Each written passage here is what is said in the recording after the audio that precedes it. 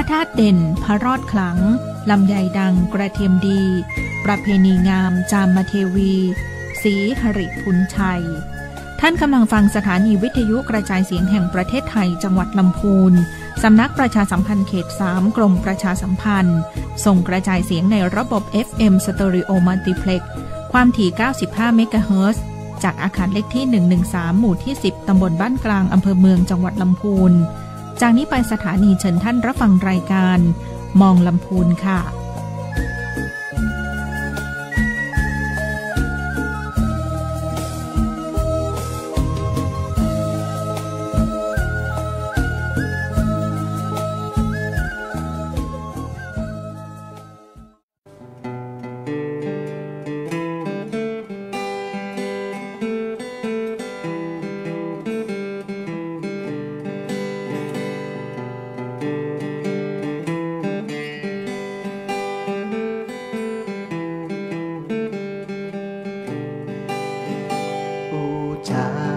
ภาษาพี่น้อ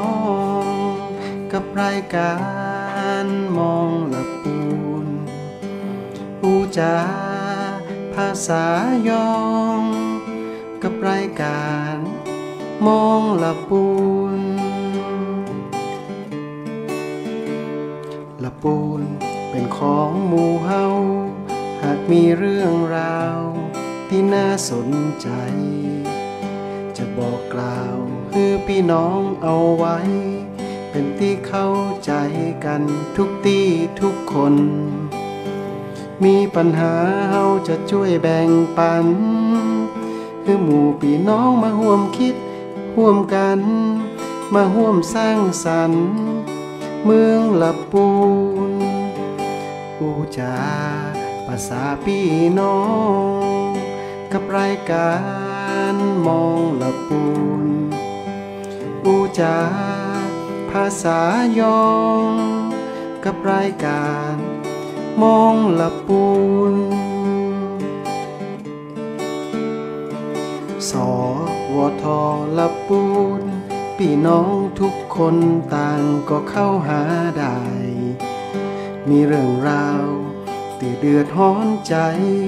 เจนเอิ้นมาได้เฮาจะช่วยอูจาข้องใจเรื่องต่างๆนานาหมู่เฮาจะขออาสาช่วยแก้ปัญหาพี่น้องคนละปูนอูจาภาษาพี่น้องกับรายการมองละปูนอูจาภาษายองกับรายการมองละปูน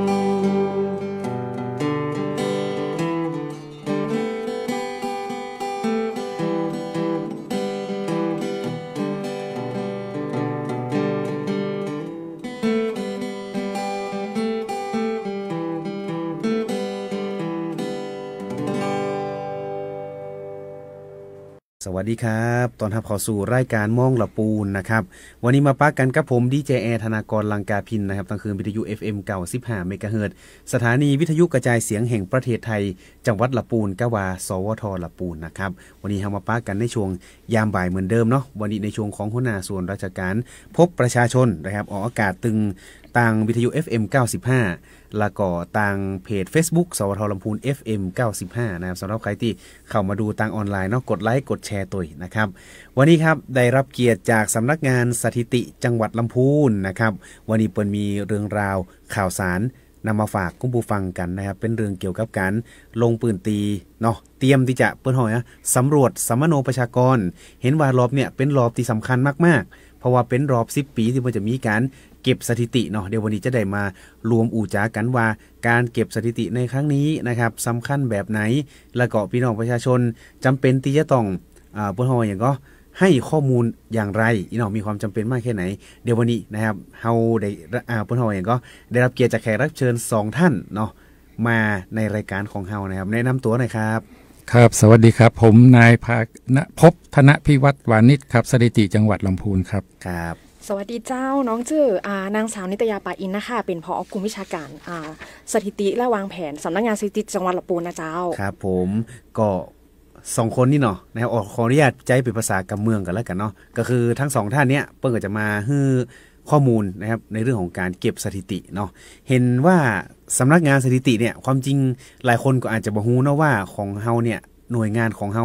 อยู่ที่ไหนสังกัดอย่างพ่องอีเนาะเพราะว่าบางคนก็บ่คุ้นกับชื่อนี้เพราะว่าเฮาก็บ่ค่อยได้ลงเพิ่นเฮาว่าอย่างก็เจ้าบ้านส่วนใหญ่เนี่ยก็จะทำงานกับตังอันเทศบาลอย่างเงี้ยเนาะแต่ของเฮาเนี่ยอย่างเพิ่นเฮาว่าคุณมาดีอีเนาะเฮาก็จะมีตัวแทนไปเก็บข้อมูลอย่างที่พี่น้องประชาชนบางคนเพิ่นก็ฮู้แต่บางคนเนี่ยลงพื้นที่ไปเก็บอาจจะไม่ได้แนะนำตัวเนาะแต่วันเนี้ยเปิ้นจะมาอู้ถึงการลงพื้นที่ของคนไปเก็บตัวแล้วก็เห็นว่าวันเนี้ยมีการกรอกแบบออนไลน์นี่เนาะแต่ก่อนที่เราจะไปเข้าเนื้อหาเนี่ยอยากจะถามว่าอันตั้งสำนักงานสถิติเนี่ยเฮามีหน่วยงานอยู่ที่ไหนนะครับแล้วเฮาสังกัดหน่วยงานไหนกระทรวงไหนอีกครับครับสำนักงานสถิติจังหวัดลำพูนนะครับสังกัดสำนักงานสถิติแห่งชาตินะครับกระทรวงดิจิทัลเพื่อเศรษฐกิจและสังคมนะครับซึ่งเขาตั้งอยู่ที่สารกลางหลังใหม่นะครับอยู่ชั้น4นะครับตำบลศรีบัวบานอำเภอเมืองจังหวัดลำพูนนะครับสำนักงานสถิตินะครับเดิมเนี่ยเราสังกัดสำนักนายกรัฐมนตรีนะครับและก่อตั้งตั้งแต่วันที่23 พฤษภาคม 2506 แล้วนะครับแล้วเมื่อปี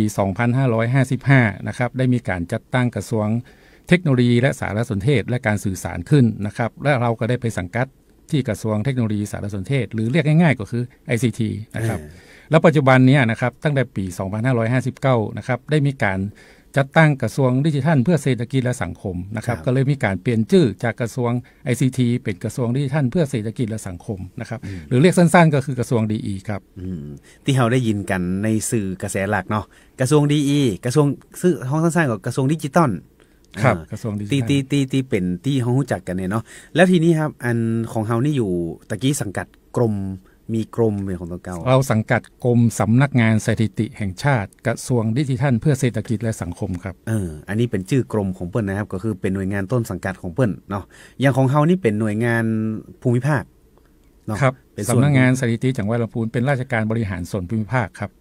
ส่วนภูมิภาคสำนักงานเฮาตั้งอยู่ที่ไหนครับชั้น4สารกลางจังหวัดหลังใหม่ครับอยู่สูงหน่อยเด้อนะครับ อย่างของสำนักงานประชาสัมพันธ์เนาะเพิ่นก็อยู่กันชั้นแรกนี่เนาะชั้นแรกนี่ก็คือคล้ายๆกับว่าถ้าคนมาปุ๊บเนี่ยนะครับก็มาถึงความมือก็เป็นประชาสัมพันธ์เลยแต่ตั้งบนพุ่นมีหน่วยงานอย่างว่าชั้น4นี่ก็ชั้น4ที่อยู่ติด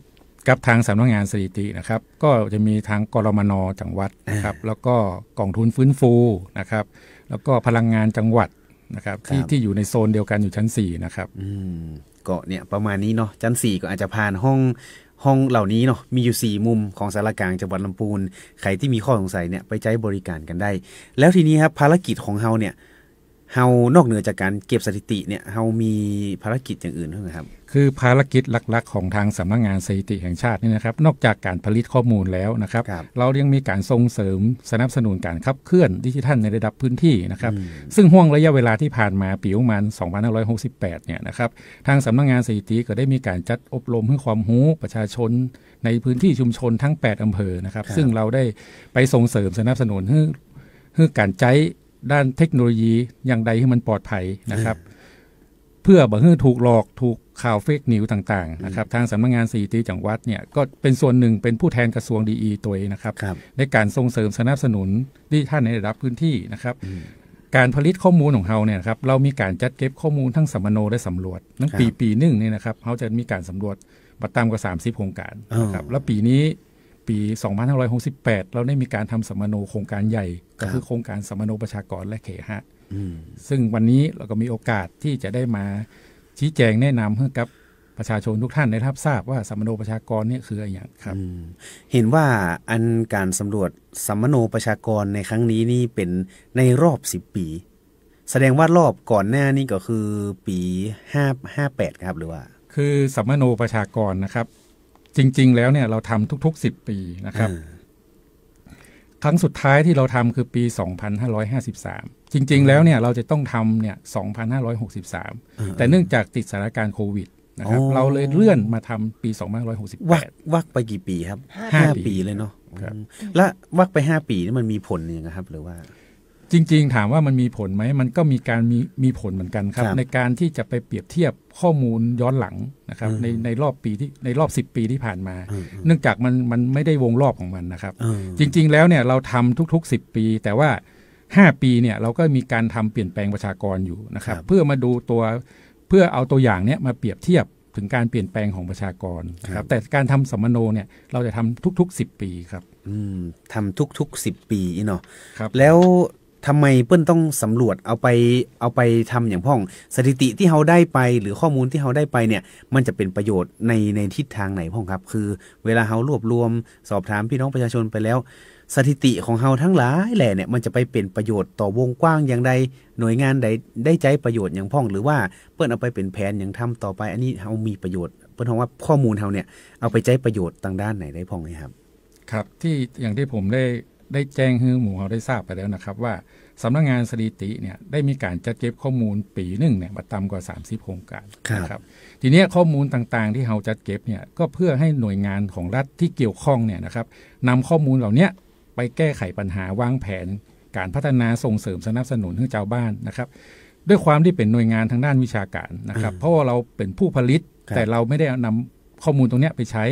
ก็จะมีส่วนราชการหน่วยงานที่เขาเกี่ยวข้องเนี่ยเอาข้อมูลนี้ไปใช้เช่นสภาพัฒน์เขาก็นำข้อมูลของทางสถิติเนี่ยไปวิเคราะห์สถานการณ์ต่างๆในด้านต่างๆหรือที่ผ่านมาสมัยที่เราได้ทำ30 บาทรักษาทุกโรคในส่วนนี้ก็เป็นข้อมูลส่วนหนึ่งที่ได้จากสำนักงานสถิติแห่งชาติสำหรับที่รัฐบาลจะใช้ในการวางแผนพัฒนาส่งเสริมสนับสนุนในด้านต่างๆครับก็คืออย่าง30 บาทรักษาทุกโรคนี่เนาะก็จะเป็นการรีเช็คว่ามีพี่น้องประชาชนอยู่ในประเทศไทยกี่คนแล้วจะต้องเปิ้ลว่าส่งเสริมสุขภาพให้ถูกจุดอีประมาณนี้ก็คือน่าจะเอาสถิติไปใช้ในเชิงปริมาณคนนี่เนาะว่าจะต้องเตรียมการรักษาพยาบาลอย่างใดเห็นว่ามันมีประโยชน์ในเรื่องของการที่จะอนุมัติวัคซีนอย่างอีตัวไหมครับครับผมเหมือนที่เรากำลังจะทำโครงการสัมมโนประชากรนะครับปีนี้ที่เราทำสัมมโนประชากรและเคหะเนี่ยหลายท่านอาจจะสงสัยว่าเอ๊ะทำไมไม่เอาข้อมูลของทะเบียนราษฎร์นะครับทะเบียนราษฎร์ของทะเบียนราษฎร์นี้อันของอำเภออีกมันก่อนครับของกรมการปกครองครับคือทางกรมการปกครองกระทรวงมหาดไทยเนี่ยเขาจะมีข้อมูลทะเบียนราษฎร์ของประชาชนนะครับแต่ทีเนี้ยทำไมเราจะต้องทำสัมมโนประชากรคือทะเบียนราษฎร์เนี่ยเราจะนับคนที่อยู่มีทะเบียนบ้านนะครับแต่สัมมโนประชากรเนี่ยเรานับจำนวนคนที่อยู่จริงณพื้นที่แห่งนั้นนะครับไม่ว่าเขาจะมีสถานะทางทะเบียนหรือไม่อย่างไรนะครับตรงนี้แหละที่จะเป็นข้อแตกต่างระหว่างทะเบียนราษฎร์กับสัมมโนประชากรนะครับเพราะข้อมูลเหล่านี้เราจะได้เห็นถึงการกระจายตัวต่างๆของประชากรนะครับรัฐก็จะมีข้อมูลในการส่งเสริมสนับสนุนด้านสาธารณูปโภคต่างๆนะครับน้ำไฟด้านสาธารณสุขนะครับเรายกตัวอย่างเช่นจังหวัดลำพูนเนี่ยเรามีประชากรตามทะเบียนราษฎร์นี่390,000นะครับแต่จังหวัดลำพูนเราไม่นิคมอุตสาหกรรมนะครับทีนี้ก็จะมีประชากรแฝงที่มาอาศัยอยู่ในจังหวัดลำพูนซึ่งไม่มีหน่วยงานใดที่มีข้อมูลในชุดนี้นะครับอันนี้ก็จะเป็นสิ่งสำคัญที่เราจะจัดเก็บข้อมูลในส่วนของประชาชนที่มาพักอาศัยอยู่ในจังหวัดลำพูนซึ่งเรากำหนดวันสัมมโนประชากรคือเป็นวันภาพนิ่งนะครับคือวันที่1 เมษายนนะครับเราจะนับประชากรที่พักอาศัยอยู่ในจังหวัดลำพูนตั้งแต่3 เดือนขึ้นไปทุกคนไม่ว่าจะมีสถานะทางทะเบียนหรือไม่อย่างไรนะครับแสดงว่าถ้าสมมุติว่าเป็นคนที่เปิ้ลเป็นคนทำงานนิคมนี่เนาะแล้วเปิ้ลมาอยู่เนี่ยเปิ้ลไม่ได้ย้ายทะเบียนบ้านเข้ามาที่นี่หรอก็คือบางทีเปิ้ลก็มาอยู่หอพักตามหอพักอย่างนี้เขาก็มีการสำรวจหมดเลยครับหรือว่าใช่ครับเรามีการสำรวจทุกพื้นที่ในจังหวัดลำพูนทั้ง8 อำเภอทุกหมู่บ้านทุกอำเภอทุกตำบลครับอย่างสมมุติว่ามีช่วงนี้เนาะนักท่องเที่ยวอย่างมานี่แต่เราต้องเอาคนที่อยู่3 เดือนขึ้นไปอีกเหมือนครับใช่ครับคือคนที่พักอาศัยประจำในพื้นที่ในจังหวัดลำพูนเนี่ยตั้งแต่3 เดือนขึ้นไปนะครับเช่นอาจจะยกตัวอย่างเช่นข้าราชการนะครับเขามีบ้านอยู่จังหวัดเชียงใหม่เขาย้ายมาทำงานแต่เขาทำงานประจำอยู่ที่จังหวัดลำพูนนะครับทีเนี้ย7 วันเนี่ยเขาพักอาศัยประจำอยู่จังหวัดลำพูนมากกว่าจังหวัดเชียงใหม่เราก็จะนับบุคคลคนนี้อยู่ในจังหวัดลำพูนเป็นประชากรของจังหวัดลำพูนครับประมาณนั้นอันนี้เป็นการนับของคนที่อยู่ในจังหวัดลำพูนแล้วอย่างสมมุติว่าปัจจุบันเนาะลำพูนเฮาเนี่ยเป็นเมืองอุตสาหกรรมเนาะมีการจ้างแรงงานข้ามชาติเนาะแรงงานต่างด้าวอย่างเงี้ย อันนี้เรามีการเก็บข้อมูลอย่างไรครับเก็บครับตรงนี้เราจะเก็บข้อมูลอย่างที่ผมได้นำเรียนไปเบื้องต้นแล้วนะครับเนาะว่าเขานับจำนวนคนทุกคนที่อยู่อาศัยประจำตั้งแต่3 เดือนขึ้นไปในจังหวัดลำพูนทุกคนนะครับครับก็คือเก็บหมดเลยว่าจะเป็นแรงงานต่างด้าวอยู่ในฟาร์มเกษตรหรือเลี้ยงสุกรอย่างนี้ส่วนใหญ่ก็จะเป็นตั้งปูนเนาะถ้าเป็นต่างด้าวแล้วก็รวมไปถึงคนที่ทำงานอยู่ในห้างเนาะอย่างมื้อนี้ก็มีอันนี้คือเก็บหมดครับเก็บหมดอย่างช่องทางการจัดเก็บเนี่ยปกติเนาะอย่างตั้งแต่ผมละอ่อนมาเลยเนี่ยสมัยก่อนเฮาก็ไม่ได้มีเพิ่นว่าเทคโนโลยีเป็นแอปพลิเคชันเนาะสมัยก่อนก็เป็นโทรศัพท์อย่างมากก็เป็นจอสีเนาะแล้วก็สมาร์ทโฟนนี่มันก็เพิ่งมาประนานเห็นว่ารอบนี้เนี่ยนะครับเปิ้ลมีในเรื่องของการจัดเก็บแบบออนไลน์อันนี้มีรายละเอียดอย่างไรห้องครับครับคือปีนี้ถือว่าเป็นครั้งแรกนะครับที่ทางสำนักงานสถิติแห่งชาตินะครับได้นำเทคโนโลยีมาใช้ในการสำรวจตัวเองนะครับซึ่งช่วงระยะเวลาตั้งแต่วันที่1นะครับถึงวันที่20เมษายนเนี่ยนะครับขอเชิญชวนพี่น้องประชาชนครับเจ้าจังหวัดลำพูนทุกท่านนะครับร่วมกรอกแบบออนไลน์นะครับผ่านแอปทางรัฐนะครับหรือเว็บไซต์สำนักงานสถิติแห่งชาติ nso.go.th หรือเว็บไซต์ทางรัฐนะครับซึ่งทางสำนักงานสถิติแห่งชาติเนี่ยได้รับความอนุเคราะห์จากค่ายมือถือนะครับค่ายใหญ่ๆทั้ง3ค่ายนะครับส่ง SMS นะครับให้ประชาชนทุกท่านได้ทราบนะครับเราจะมีการจัดส่ง SMS ให้ประชาชนทุกคนทราบเนี่ย2 ครั้งนะครับครั้งที่1ก็คือวันที่1เมษายนนะครับแล้วครั้งที่2ก็คือวันที่9เมษายนที่ผ่านมานะครับซึ่งข้อความที่เราส่ง SMS ไปถึงประชาชนนะครับจะไม่มีการแนบลิงก์ใดๆทั้งสิ้นให้ท่านกรอกนะครับคือท่านจะมีช่องทางในการที่จะไปกรอกข้อมูลได้คือแอปทางรัฐเว็บไซต์ทางรัฐหรือเว็บไซต์ของสำนักงานสถิติแห่งชาติเท่านั้นนะครับมี3ช่องทางนี้ผมขออนุญาตเน้นย้ำนะครับว่ามี3ช่องทางนี้เท่านั้นครับถ้ามีช่องทางอื่นหรือมีการส่ง SMS นอกเหนือจากที่ผมได้นำเรียนไปเนี่ยพวกนี้เป็นมิจฉาชีพนะครับแต่ของสำนักงานสถิติแห่งชาติเนี่ยสามารถกรอกได้แค่3ช่องทางนี้เท่านั้นนะครับหากท่านไม่สะดวกนะครับไม่สะดวกที่จะกรอกออนไลน์นะครับตั้งแต่วันที่21เมษายนเป็นต้นไปเนี่ยเราจะมีเจ้าหน้าที่เราเรียกว่าคุณมาดีนะครับจะไปสำรวจถามข้อมูลท่านถึงบ้านนะครับทุกชุมชนทุกหมู่บ้านทั้ง8อำเภอในพื้นที่จังหวัดลำพูนครับประมาณนี้นะครับตะกี้ผมเข้าไปดูแอปพลิเคชันทางรัฐมันจะก่อนที่จะไปแอปพลิเคชันทางรัฐเปิ้ลบอกว่ามีเมสเสจเนาะเป็น SMS ก็คือส่งมาถ้าเกิดว่าใครเห็นภาษาอังกฤษนะครับที่เขียนว่ามาดี NSO นี่เนาะอันเนี้ยก็คือมาจากสำนักงานสถิตินี่แหละที่เปิ้ลส่งไปก็คือรอบแรกวันที่1เมษายนที่จะส่งไป2ข้อความของผมก็ได้2ข้อความเหมือนกันเนาะคือในข้อความที่เปิ้ลส่งไปเนี่ยเปิ้ลขอความร่วมมือกับค่ายมือถือเนาะอย่างบ้านเฮานี่ก็มี3ค่ายหลักๆแล้วก็แฮมค่ายนึงที่เปิ้ลมีการควบรวมกันนะเนาะก็มีการส่งไปข้อความนะครับข้อความจะระบุเนาะ1 ถึง 20 เมษายนนะครับใน SMS เนาะ1 ถึง 20 เมษายน 68ร่วมตอบแบบสอบถามสัมมโนประชากรและเคหะที่แอปทางรัฐเว็บทางรัฐหรือเว็บสำนักงานสถิติแห่งชาติแล้วก็ลุ้นรับรางวัลรวมกว่า6ล้านคนนี่ไอ้ตรงรวมกว่า6ล้านคนเนี่ย6ล้านคน6ล้านบาทนี่เนาะหลายคนอาจจะบอกว่าเอ๊ะเป็นการหลอกลวงหรือเปล่าความจริงแล้วเนี่ยไม่ได้เป็นการหลอกลวงนะครับก็คือเปิ้ลมีของรางวัลเนี่ยจริงแต่ท่านน่ะจะต้องกรอกออนไลน์เท่านั้นถึงจะมีสิทธิ์ลุ้นนะครับถึงจะมีสิทธิ์ลุ้นก็คือในแอปทางรัฐเนาะตะกี้ผมก็เข้าไปดูในแอปทางรัฐมาเหมือนกันช่องทางการที่จะไปกรอกเนี่ยค่อนข้างที่จะง่ายมากๆก็คือก่อนหน้านี้เราเคยไปลงทะเบียน 10,000 บาทกันเนาะก็คือเข้าไปปุ๊บตอนนี้นะครับในหน้าแรกเนี่ยมันก็จะขึ้นโครงการ 10,000 บาทนี่อยู่ของแอปทางรัฐนี่นะ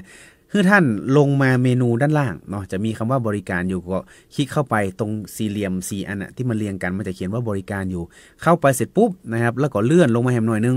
เนาะเลื่อนลงมาแล้วก็จะมีคำว่าสัมมโนประชากรและเคหะพศพ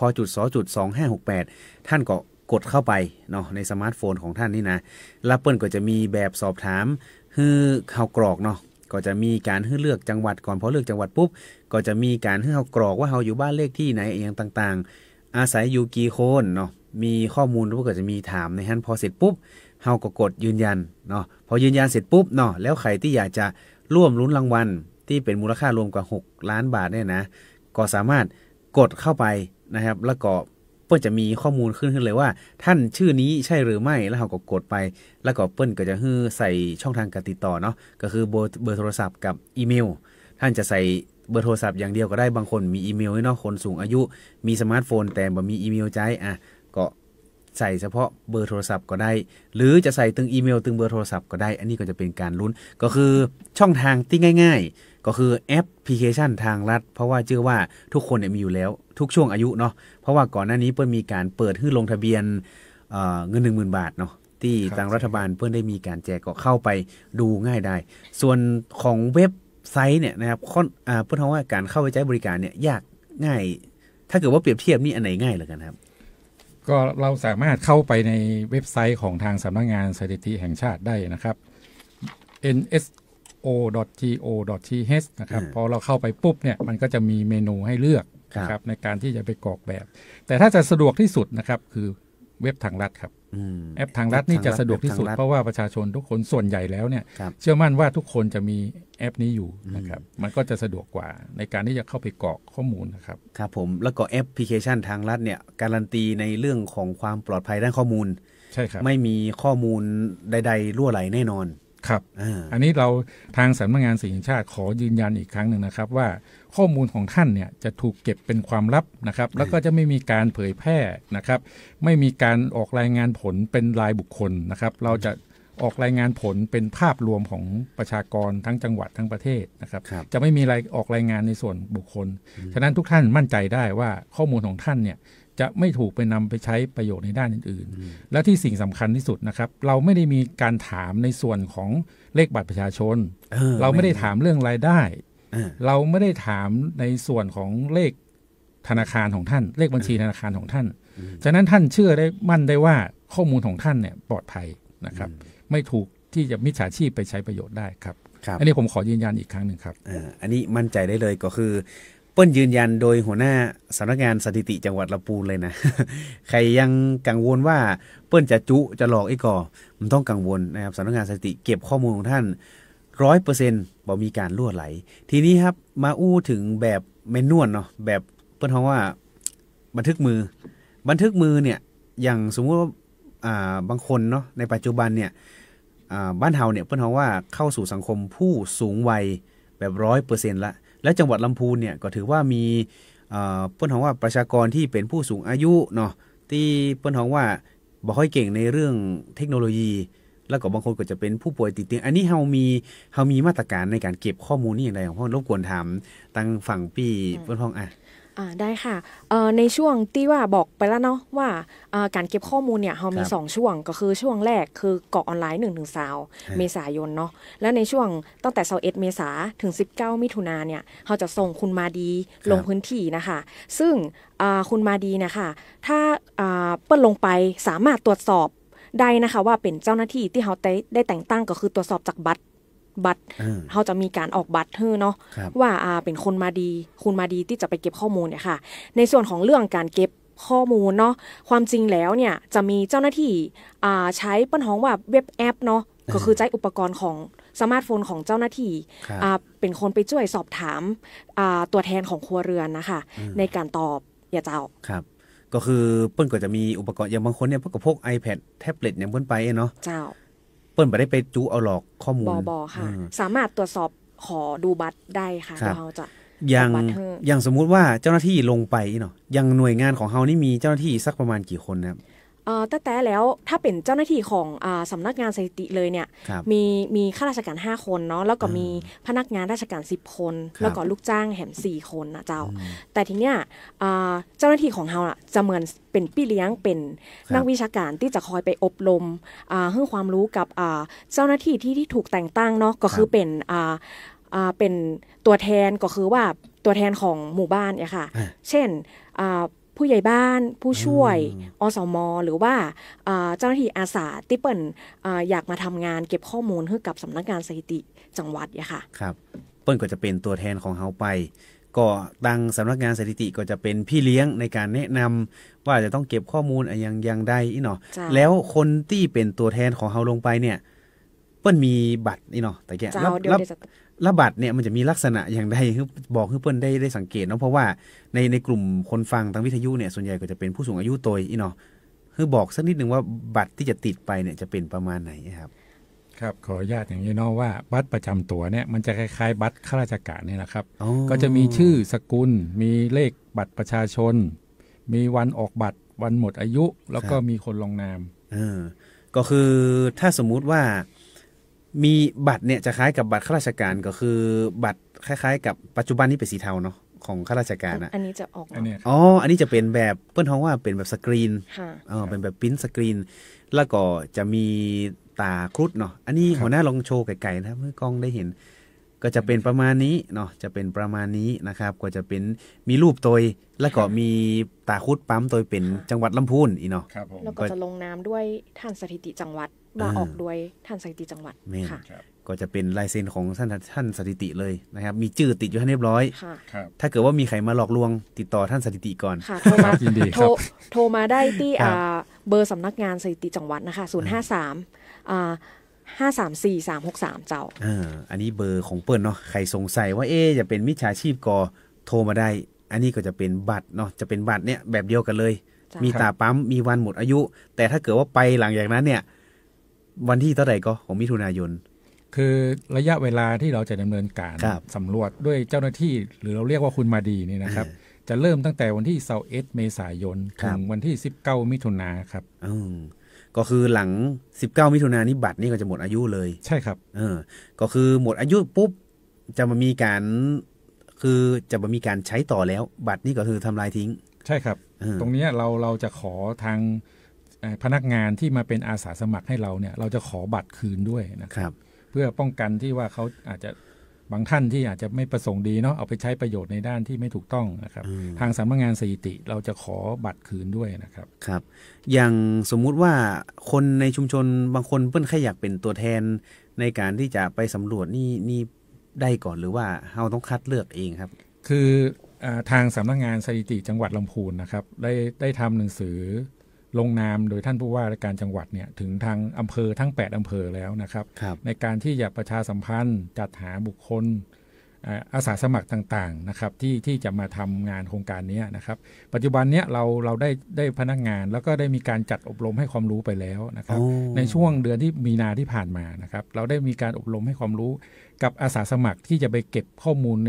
ในห่วงวันที่21เมษายนถึง19มิถุนายนแล้วนะครับทุกอำเภอครับอย่างของจังหวัดลำพูนนี่มีสักกี่คนครับทั้งทุกหมู่บ้านเนี่ยมีรวมทั้งหมดทั้งจังหวัดนี้มีตัวเลขกลมๆก็ได้หมู่บ้านเรามีทั้งหมดเท่าไหร่596หรือเปล่าประมาณนั้นเนาะก็คือตัวแทนหมู่บ้านละ1คนครับใช่ครับหมู่บ้านละ1คนครับก็เปิ้ลก็จะไปคล้ายๆกับเคาะประตูบ้านเนาะแล้วก็ไปสำรวจอันนี้เลยเพื่อก็คงจะมีการประชาสัมพันธ์ฝากป้อหลงบ้านอีกก็มีค่ะตัววันนี้ก็ทำหนังสือขอความอนุเคราะห์ประกาศเสียงตามสายอยู่ค่ะแล้วก็เดี๋ยวจะมีตอนคุณมาดีลงพื้นที่ก็จะขอทำหนังสือขอความอนุเคราะห์ลงพื้นที่แห่งกรรมเจ้าเพราะฉะนั้นแล้วนะครับระหว่างที่เปิ้ลจะไปเก็บข้อมูลเนาะเดี๋ยวพ่อหลวงบ้านเปิ้ลก็จะประกาศ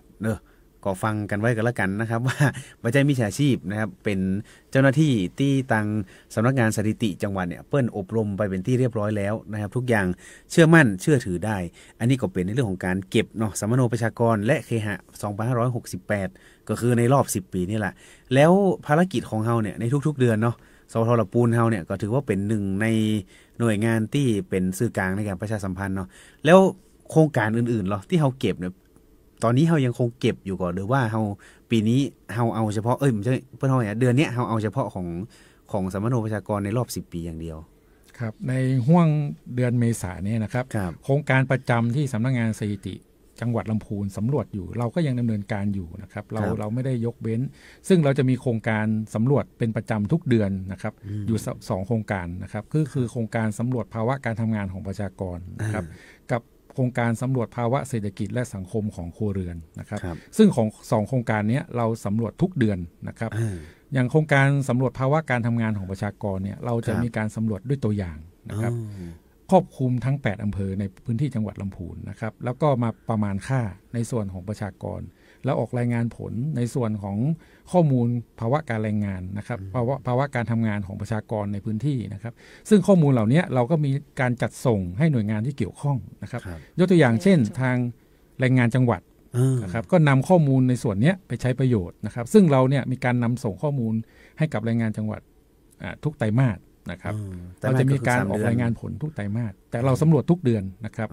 กับอีกโครงการหนึ่งสำรวจภาวะเศรษฐกิจและสังคมนะครับอันนี้ก็ทำทุกเดือนเหมือนกันสำรวจด้วยตัวอย่างนะครับแล้วก็ประมาณค่าทางสถิติแล้วก็ออกรายงานผลนะครับซึ่งข้อมูลชุดนี้ทางสภาพัฒน์นะครับจะนำข้อมูลตัวนี้ไปใช้ประโยชน์ต่อนะครับผมครับผมก็คือเก็บของอย่างจังหวัดอื่นเพื่อก็เก็บเหมือนเฮาเนี่ยครับเหมือนกันหมดครับทำสำนักงานสถิติจังหวัดทุกจังหวัดนะครับจะดำเนินการเก็บรวบรวมข้อมูล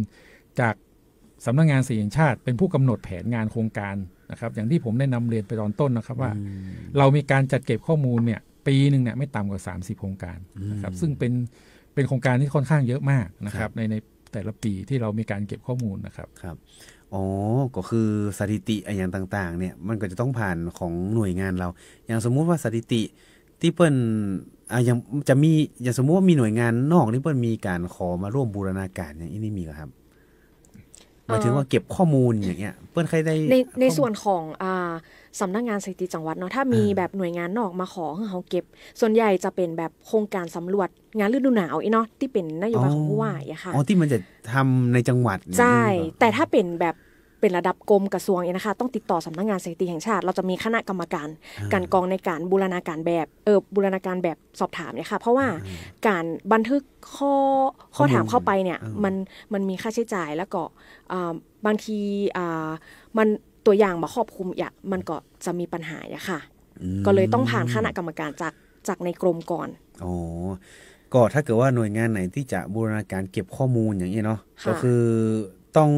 เพิ่นว่าผ่านกรมก่อนมีการวิเคราะห์ในเรื่องของเพิ่นว่าเครื่องมือที่จะเอาลงพื้นที่เนี่ยเนาะข้อถามอย่างเงี้ยค่ะส่วนใหญ่นี่อย่างของจังหวัดลำพูนนี่เฮามีนอกเหนือจากงานฤดูหนาวนี่มีหน่วยอื่นเพิ่นก็ที่เพิ่นขอความร่วมมือไปแล้วเฮาก็ดำเนินการให้เปิ้นนี่มีก่อนครับตอนนี้ยังมามีนะคะเจ้ายังบ่มีเตือนเนาะแต่ขออนุญาตเพิ่มเติมอีกนิดนึงนะครับคือนอกจากที่เฮาส่วนราชการอื่นนะครับที่จะขอทางสำนักงานสถิติเนี่ยทางสำนักงานสถิติก็มีการเก็บรวบรวมข้อมูลสถิติของส่วนราชการอื่นมารวบรวมเป็นเล่มสมุดรายงานสถิติจังหวัดเหมือนกันครับซึ่งอันเนี้ยก็เป็นอีกโครงการหนึ่งที่เราทำกันประจำทุกปีนะครับ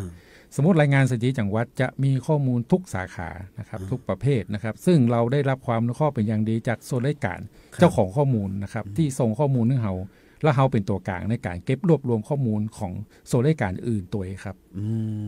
ส่วนใหญ่นี่จะเป็นข้อมูลทางด้านไหนครับผมนะครับคือข้อมูลมีทุกประเภทครับบอกว่าด้านแรงงานนะครับด้านสาธารณสุขด้านการศึกษาสาธารณสุขเขาก็เก็บครับด้านอันนี้หมายถึงว่าเราขอความร่วมมือส่วนราชการนะครับเช่นเรามี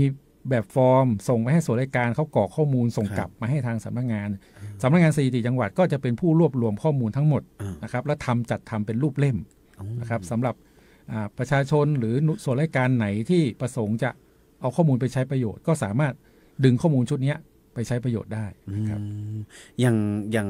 เปิ้นฮ้องว่าตั้งด้านสาธารณสุขเนาะครับผมแสดงว่าใครเจ็บป่วยสถิติอย่างนี้ก็คืออย่างสมมุติว่าก่อนหน้านี้เนี่ยที่มีข่าวของจังหวัดลำพูนเฮาเนี่ยเนาะที่ไข้หวัดใหญ่จังหวัดลำพูนเฮาที่เป็นอันดับรองลงมาจากพะเยาอันดับ2เนาะเฮาก็เป็นคนเก็บกันหรือว่าเปิ้นมีการเก็บผ่านแล้วเฮาเป็นคนรวบรวมความจริงแล้วข้อมูลที่เฮาขอเนาะมันจะมีแค่บางรายการต่ออ่านบ่ได้ครอบคลุมทั้งหมดใช่มันจะมีตัวชี้วัดเปิ้นฮ้องว่าข้อมูลที่สำคัญบางรายการต่ออ่านแต่ถ้าจะเป็นข้อมูลเชิงลึกของสาธารณสุขต้องขออนุญาตติดต่อทางสาธารณสุขจังหวัดถ้าเป็นสถิติเรื่องโรคภัยไข้เจ็บอย่างต่างๆเนี่ยเปิ้นก็จะเป็นคนรายงานกระทรวงเปิ้นคนเดียวเจ้าแต่สถิติที่เก็บไว้จะเป็นโรค30โรคอันดับแรกที่เจ็บป่วยเยอะที่สุดอะค่ะจะเป็นสถิติประมาณนี้เฉยๆที่เฮาเก็บเนี่ยใช่ยกตัวอย่างได้ก่อนมัน30โรคนี่มีอย่างเช่นโรคเบาหวานอะค่ะเบาหวานความดันที่คนชอบเป็นเบาหวานความดันโรคไตโรคอย่างที่มันเปิ้นฮ้องว่าที่คนเป็นเยอะๆเนาะโรคที่ไม่ติดต่อเนาะก็คือเกิดจากตัวเองที่แบบช่วงอายุเท่านี้ก็จะไปเจอ โลกนี้อย่างต่างอันนี้เพิ่นก็จะมีเก็บเป็นบางอย่างแต่ก็ไม่ได้เก็บแบบรวบรวมแบบ 100% แต่ถ้าเกิดว่าจะเป็นข้อมูลตรงๆเลยเนี่ยก็คงจะต้องผ่านกระทรวงเปิ้นเนาะเจ้าอันนี้ก็ถือว่าเป็นภารกิจที่บูรณาการร่วมกับหน่วยงานอื่นๆนี่เนาะแล้วนอกเหนือจากนี้นี่ภารกิจเฮานี่ยังมีด้านอื่นเนี่ยก่อนนอกเหนือจากการทำสถิติหรือว่าของเฮาที่ทำสถิติอย่างเดียวเลยครับที่เคยนำเรียนไปตะกี้เนาะว่าสำนักงานสถิติจังหวัดลำพูนเนี่ยเป็นตัวแทนของกระทรวงดิจิทัลเพื่อเศรษฐกิจและสังคมคือบทบาทแถมอย่างหนึ่งก็คือการเผยแพร่ภารกิจของกระทรวงก็คือเช่นอย่างที่เราทำมาในปีงบประมาณนี้ก็คือมีการลงพื้นที่ให้ความรู้เกี่ยวกับการรู้เท่าทันภัยไซเบอร์ค่ะใจแล้วก็มีการดูแลเกี่ยวกับโครงการต่างๆของกระทรวงเช่นศูนย์ ICT ชุมชนเนาะเจ้าที่สำนักงานสถิติจังหวัดลำพูนได้รับจัดสรรให้กับจังหวัดลำพูนของเฮาเนี่ยมีทั้งหมด11ศูนย์เจ้ากระจายไปอยู่ทั้ง8อำเภอเจ้าแล้วก็จะมีWi-Fi ฟรีอันนี้ก็จะมี93หมู่บ้านที่ได้รับจัดสรรค่ะส่วนใหญ่นี่จะไปติดอยู่ตรงไหนเอ่ยWi-Fi ฟรีเดี๋ยวก่อนเนอะก็จะมีทั้งส่วนใหญ่จะเน้นพื้นที่ห่างไกลเนาะเจ้าเดี๋ยวก่อนคือเข้าถึงนี่เนาะเอาแบบยกตัวอย่างก็ได้ไม่ต้องเอาละเอียดก็ได้ยกตัวอย่างก็ได้แปลว่าเปิ้ลมีภารกิจรองของเปิ้ลตัวเจ้าก็คือในเรื่องของการส่งเสริมอินเทอร์เน็ตก็คือการส่งเสริมข้อมูลเหมือนกันนะเนาะการเข้าถึงข้อมูลแสดงว่าพื้นที่ห่างไกลบนดอยอย่างเงี้ยเนาะที่ไฟฟ้าเข้าถึงแต่อินเทอร์เน็ตมันไปยากเขาก็จะมีตรงนั้นอย่างถ้าเยอะเนี่ยจะอยู่ที่ลีเนาะเจ้าก็จะเป็นโซนตังปุ้นเจ้าอย่างศูนย์ดิจิทัลที่ลีก็จะได้3ศูนย์อยู่เช่นที่โรงเรียนห้วยต้มค่ะแล้วก็โรงเรียนปงแม่รอบเจ้าประมาณนี้ค่ะอันนี้ประชาชนสามารถไปใช้บริการได้นะครับฟรีค่ะมันต้องเข้ารหัสอย่างนี้ก่อนหรือว่าบอกค่ะอย่างศูนย์ดิจิทัลชุมชนเนี่ยจะมีเจ้าหน้าที่ที่ได้รับแต่งตั้งอยู่ที่ประจำศูนย์เนาะก็จะในศูนย์ก็จะมีคอมพิวเตอร์ PC คือไปใช้บริการเนี่ยค่ะแล้วก็อาจจะมีแบบใครแบบอยากขอใช้เป็นห้องประชุมน้อยอีกก็ได้ค่ะหรือว่าอยากไปเรียนรู้ออนไลน์อย่างเงี้ยค่ะก็สามารถติดต่อที่ศูนย์ดิจิทัลได้เลยเจ้าที่ศูนย์ดิจิทัลนี่เราบริการฟรีทั้งหมดครับฟรีทั้งหมดมีคอมพิวเตอร์ให้บริการเพราะฉะนั้นละอ่อน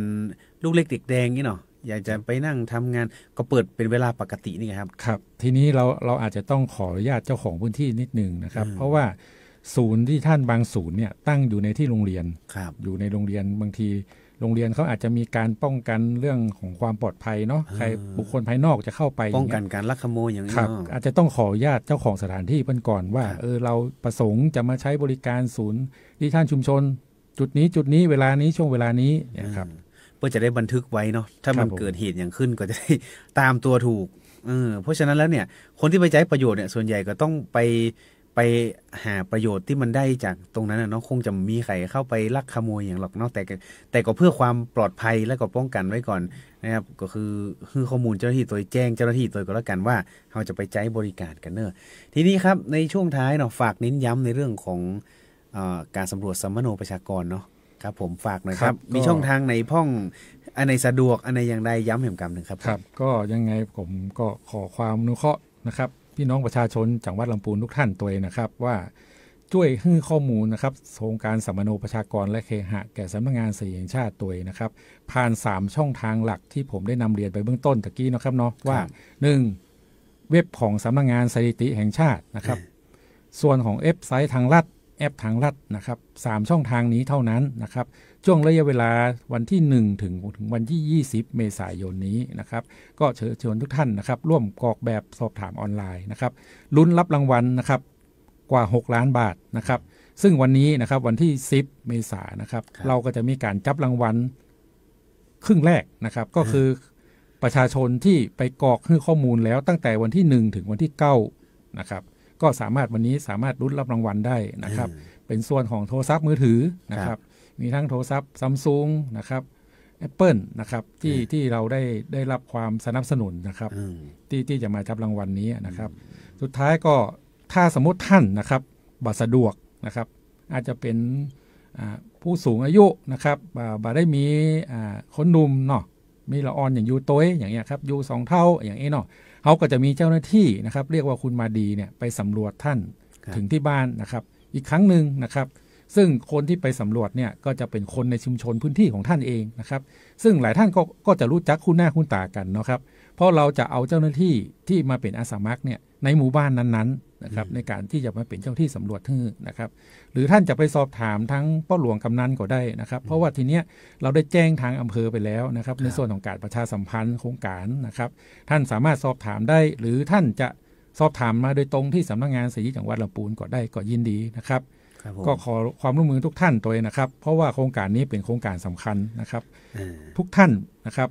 เป็นคนสำคัญนะครับข้อมูลของท่านก็สำคัญในการที่เขาจะพัฒนาจังหวัดลำพูนของเขาต่อไปนะครับครับข้อมูลของท่านจะบรรทุกเปิดเผยใดๆทั้งสิ้นอันนี้ขอยืนยันอีกครั้งหนึ่งนะครับว่าข้อมูลของท่านจะมามีการเปิดเผยแน่นอนเพราะเราไม่ได้ไปถามเลขบัตรประชาชนของท่านไม่ได้ถามเลขที่บัญชีถ้ามีใครไปถามนี่บัตรใจของแต่แล้วครับ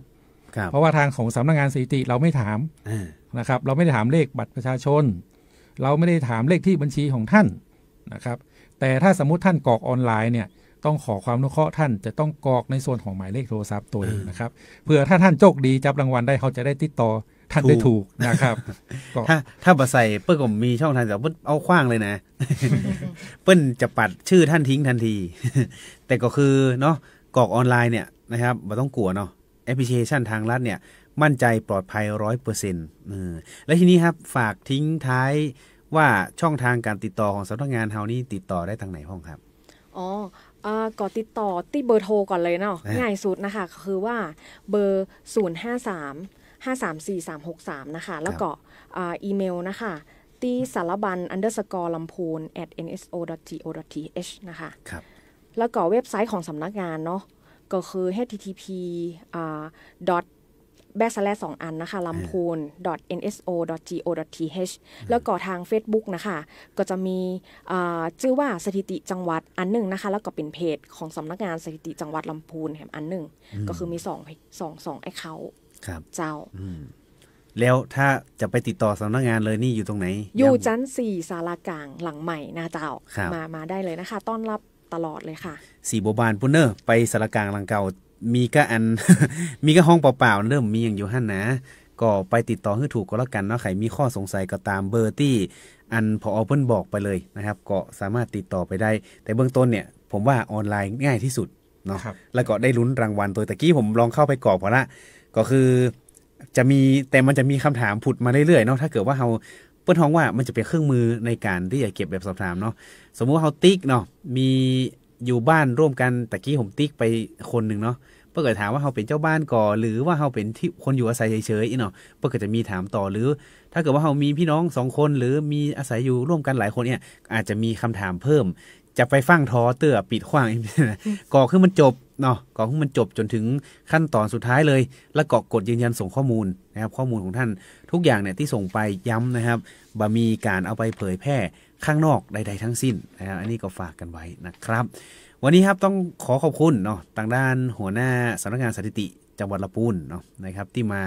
ร่วมประชาสัมพันธ์ในเรื่องของการเก็บข้อมูลเนาะเพราะว่าข้อมูลเนี่ยสำคัญเพราะว่ามันเป็นการเก็บข้อมูลสากลเลยเนาะที่เปิ้นท้องว่าในระดับโลกเปิ้นก็เก็บกันเปิ้นท้องว่าถ้าอย่างในระดับโลกเนี่ยเนาะตามที่ข้อมูลที่ทางสถิติเปิ้นฮือมาเปิ้นบอกว่าเปิ้นจะเก็บเนาะทุกๆ10ปีแล้วก็ส่วนใหญ่เนี่ยจะเป็นการเก็บแบบตัวเลขกลมๆอย่างปีคริสตศักราช 2000 เนาะก็จะเก็บแฮมก้ามก็คือ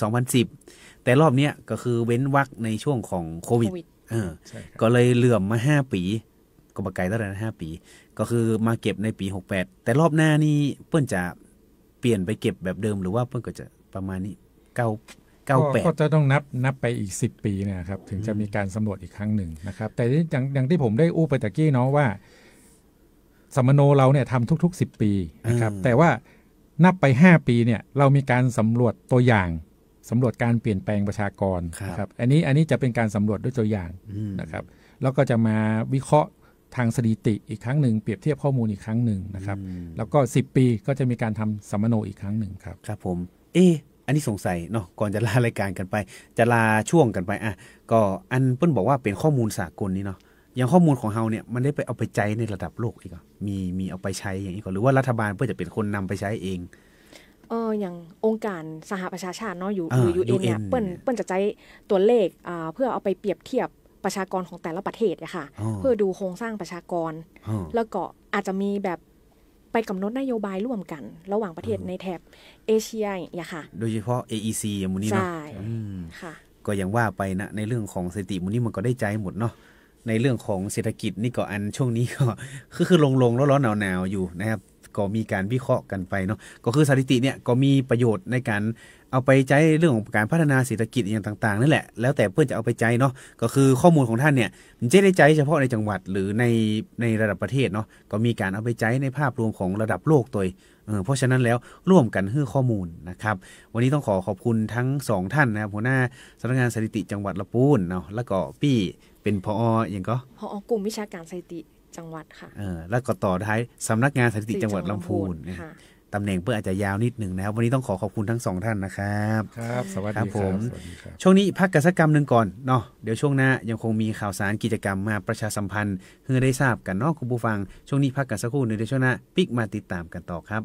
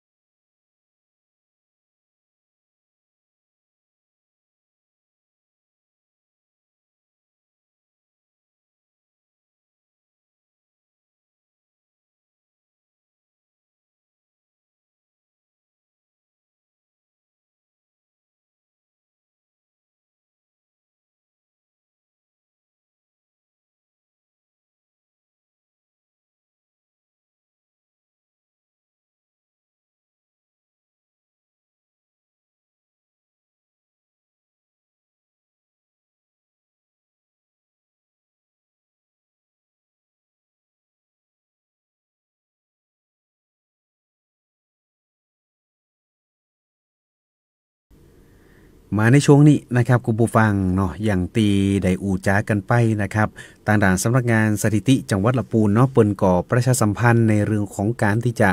เก็บข้อมูลเนาะสัมมโนประชากรแล้วก็การเคหะเนาะคุณผู้ฟังเปิ่นบอกว่ามีอยู่2ช่องทางด้วยกันเนาะโดยช่องทางตีมีการเปิดรับข้อมูลตอนนี้นะครับก็คือช่องทาง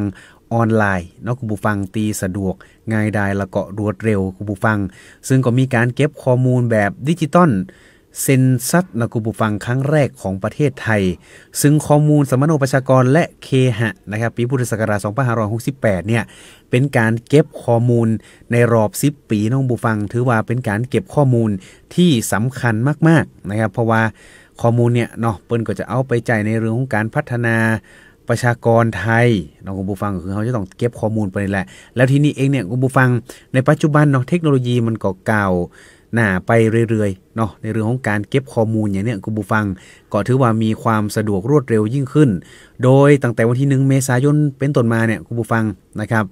จนจะไปถึงวันที่20เมษายนเนาะนะครับทางสำนักงานสถิติจังหวัดลำพูนเปิ้นก็เปิดนะครับคือพี่น้องประชาชนเนี่ยสามารถมากรอกข้อมูลแบบออนไลน์ได้นะครับ3ช่องทางโดยกันก็คือ1เว็บไซต์ของสำนักงานสถิตินะครับก็คือ www.nso.go.th นะครับแล้วก็แอปพลิเคชันทางรัฐนะคุณผู้ฟังเจอว่าทุกคนก็ต้องมีนะครับเพราะว่าแอปพลิเคชันทางรัฐเนี่ยก่อนหน้านี้เนาะก็มีการลงทะเบียน 10,000 บาทกันไปแอปพลิเคชันนี้ก็สามารถที่เอาไปจ่ายได้หรือเนาะนะครับเว็บไซต์ทางรัฐ .com อันนี้ก็สามารถเข้าไปกรอกข้อมูลได้เหมือนกันทำไมถึงเชิญชวนนะครับคือไปกรอกข้อมูลแบบออนไลน์เนาะก็คือการกรอกข้อมูลแบบออนไลน์เนี่ยนะครับนอกเหนือจากนะครับได้กรอกแบบสะดวกรวดเร็วแล้วเนี่ยคุณผู้ฟังเปิ้นบอกว่ายังจะได้ร่วมลุ้นรางวัลมูลค่ารวมกว่า6 ล้านบาทเลยทีเดียวนะครับเปิ้นเห็นว่าเปิ้นจะมีการจับรางวัลเนาะนะครับ2 รอบตัวกันซึ่งวันเนี้ยนะครับก็จะเป็นการจับในรอบแรกเนาะนะครับในช่วงบ่าย 3 โมงเนี่ยคุณผู้ฟังเปิ้นก็จะมีการถ่ายทอดสดเนาะนะครับถ่ายทอดสดต่างช่อง NBT 2 HD เนาะนะครับสื่อโทรทัศน์ในกรมประชาสัมพันธ์เฮานี่ละคุณผู้ฟังช่อง 2 HD เนาะสำหรับใครที่กรอกไปแล้วนะครับบ่าย 3 โมงเนาะคุณผู้ฟังก็สามารถเข้าไปรวมติดตามการถ่ายทอดสดการจับรางวัลกันได้เนาะคุณผู้ฟังทางช่อง NBT 2 HD ก็คือกดช่อง2เนี่ยก็สามารถเข้าไปได้เลยหรือเนาะนะครับเข้าไปดูตีเพจสำนักงานสถิติแห่งชาตินะครับก็เปิ้นก็จะมีการแชร์ลิงก์การถ่ายทอดสดมาเหมือนกันก็สามารถเข้าไปดูรายละเอียดเพิ่มเติมกันได้นะครับอย่างไรก็ตามเนาะนอกเหนือจากคนตีบางคนเนี่ยเปิ้นเฮาอย่างก็กรอกแบบออนไลน์ไม่เป็นเนาะเปิ้นก็มีแฮมช่องทางนึงนะครับก็คือช่องทางที่จะส่งคุณมาดีเนี่ยนะครับตีทางสำนักงานสถิติเปิ้นได้คัดเลือกไปเนี่ยเนาะเปิ้นก็จะส่งคุณมาดีนะครับไปเก็บข้อมูลของท่านก็คือจะมีการเก็บรวบรวมเนาะตั้งแต่หลังเก็บออนไลน์เสร็จก็คือตั้งแต่วันที่21 เมษายนเป็นต้นไปยาวไปจนถึง19 มิถุนายน 2568เนาะแต่ละหมู่บ้านเนี่ยก็จะมีคุณมาดีนะครับไปลงพื้นที่ไปเก็บข้อมูลของท่านนะครับก็ขอความร่วมมือตัวเด้อนะครับคือข้อมูลกับคุณมาดีเนาะแล้วทีนี้เนี่ยหลายคนก็ถามว่าเขาจะฮู้ได้ว่าคือคุณมาดีตัวจริงเนาะเวลาคุณมาดีตัวจริงเนี่ยลงปืนตีไปเนาะคุณผู้ฟังเปิ้นก็จะมีบัตรเนาะบัตรประจำตัวของเปิ้นนะครับที่จะติดมาตัวนะครับตะกี้หัวหน้าสถิติจังหวัดลำพูนเปิ้นก็บอกว่าอันคนตีเป็นคุณมาดีเนี่ยเนาะเปิ้นก็จะมีบัตรคล้ายๆกับบัตรประจำตัวข้าราชการเลยคุณผู้ฟังเปิ้นก็จะมีการปั๊มตาขุดอย่างเนาะคุณผู้ฟังปั๊มตาขุดตัวแล้วก็บัตรเนี่ยจะต้องมีวันหมดอายุเนาะเพราะว่าเปิ้นมีช่วงเวลาของเปิ้นหลังจากนั้นเนี่ยนะครับเจ้าที่เปิ้นก็จะเก็บบัตรนั้นคืนเพราะฉะนั้นแล้วขอดูบัตรก็ได้เนาะถ้าเปิ้นบอกว่าเป็นคุณมาดีนะขอดูบัตรก็ได้นะครับจะมีลายเซ็นของตั้งหัวหน้าสำนักงานสถิติเนี่ยเซ็นกำกับอยู่เนาะคุณผู้ฟังก็สามารถหือข้อมูลเปิ้นได้เลยนะครับแล้วก็หือการรับรองว่าข้อมูลของท่านเนี่ยนะครับสำนักงานสถิติจะไม่มีการเปิดเผยใดๆทั้งสิ้นเนาะก็จะถูกเก็บเป็นความลับทั้งหมดแนวข้อมูลของท่านเนี่ยก็จะเอาไปใช้เป็นประโยชน์เนาะต่างด่านต่างๆต่อไปคุณผู้ฟังเพราะฉะนั้นแล้วก็ประชาสัมพันธ์กันเนาะใครสะดวกออนไลน์ก็สามารถไปกรอกออนไลน์ได้นะครับหรือบางคนเนี่ยบ่สะดวกกรอกออนไลน์เนาะก็รอคุณมาดีไปเก็บก็แล้วกันคุณผู้ฟังทั้งนี้ทั้งนั้นเนาะต่างด่านอันแนวสำนักงานสถิติจังหวัดลำพูนเนี่ยเปิ้นก็อยู่ที่จันทร์4สารกลางจังหวัดลำพูนใครที่มีข้อสงสัยข้อสักถามอย่างต่างๆเนี่ยก็สามารถเนาะติดต่อเปิ้นได้คุณผู้ฟังเปิ้นก็พร้อมให้บริการพี่น้องประชาชนหรือเนาะเข้าไปดูรายละเอียดเพิ่มเติมนะครับเว็บไซต์ของเปิ้นก็มีเนาะของจังหวัดลำพูนเนี่ยก็คือlampun.nso.go.th นะครับก็สามารถเข้าไปดูรายละเอียดกันได้คุณผู้ฟังนะครับก็ถือว่าเป็นช่องทางช่องทางหนึ่งเนาะที่คือบริการพี่น้องประชาชนนะครับทั้งนี้นั้นเปิ้นมีเบอร์โทรศัพท์ที่ต่อก็คือ053-534-363 053-534-363 เนาะสามารถติดต่อสำนักงานสถิติจังหวัดลำพูนกันได้เลยนะครับและนี่ก็เป็นข่าวสารที่นำมาฝากเนาะในช่วงใต้รายการคุณผู้ฟังเวลาของรายการมองลำพูนเนาะช่วงหัวหน้าส่วนราชการพบประชาชนหมดลงแล้วเด้อคุณผู้ฟังวันนี้นะครับผมดีเจแอร์ธนากรลังกาพินต้องขอนำรายการลาพี่น้องคุณผู้ฟังไปก่อนแล้วปิ๊กมาปะกันใหม่ในวันพรุ่งนี้สำหรับวันนี้สวัสดีครับ